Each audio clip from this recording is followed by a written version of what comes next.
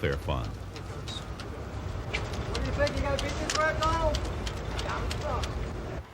Chapter 9. To build the largest concrete structure in New York City, turn again to Roy Cohn. Cohn is also the lawyer for the New York crime boss who controls the concrete business. Payoffs from contractors are dropped off at Cohn's office, so he may get paid twice for his services here. But then, you get who you pay for. Conclusion. In every respect, the building was pure Trump. Behind every facade, another facade. When you're going to spend the kind of money that we've spent on a building where we spend for the finest marble, for the finest bronze, for the finest everything else, you have to be careful, to be perfectly honest, because it really does add to your risk. And we decided to go absolutely first class all the way, and it's something we're very happy that we did. He calls it Trump Tower. It's money power that'll get you up where you want to be.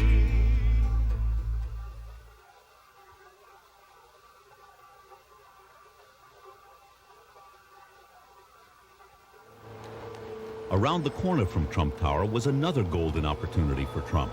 He found two neighboring buildings on Central Park South and bought them.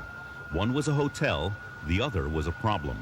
It was an apartment house and it was occupied. In 1981, a group of tenants from 100 Central Park South came to interview me and discuss a problem they had. Apparently Donald Trump had bought the building and started spreading rumors immediately. They intended to evict all of the tenants and demolish the building and build a tower. This man walks in, makes a blanket statement.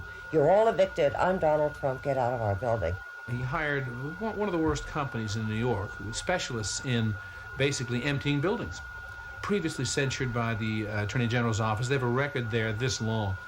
And that firm went to work on us. And we were told by the superintendent that they were going to begin looking into our sex lives, our drinking, is anyone a homosexual or a lesbian, and what are all these, where are the weak spots of the tenants? And they were going to find them. Tenants were being approached and told that you better move out, because if you don't move out now, or you don't allow us to put you somewhere else now, you'll be evicted and you'll have nothing. You'll be thrown into the street. And a woman knocking on the door and saying, I've got to come in and help you. We're going to look for a place for you because tomorrow you're going to be out. You're going to be out. Services were immediately discontinued. There were all kinds of problems from they wouldn't repair anything, they wouldn't paint, elevators out, lack of water, problems with the electrical. He brought many eviction cases against tenants in the building, and he brought the case to evict every tenant in the building. In addition, as I indicated, he brought a lawsuit against the attorneys representing the tenants in the building. I can't think of any other lawsuits he could have brought. He took 6 people and told them that they were going to be evicted. This was a Christmas Day lawsuit. Rebuild your walls, which have been taken down for 30 years now, within 10 days, or you will be in violation of a substantial provision of your lease.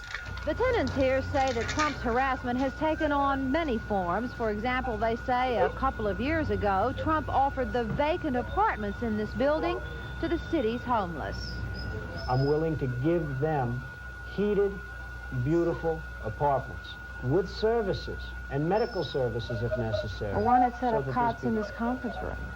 Well, I'll tell you, because right here I don't have the room. Over there I do.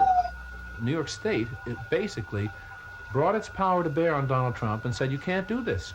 They conducted 10.5 months of hearings to find out whether they had probable cause for a violation, and found out, yes, Trump had harassed us.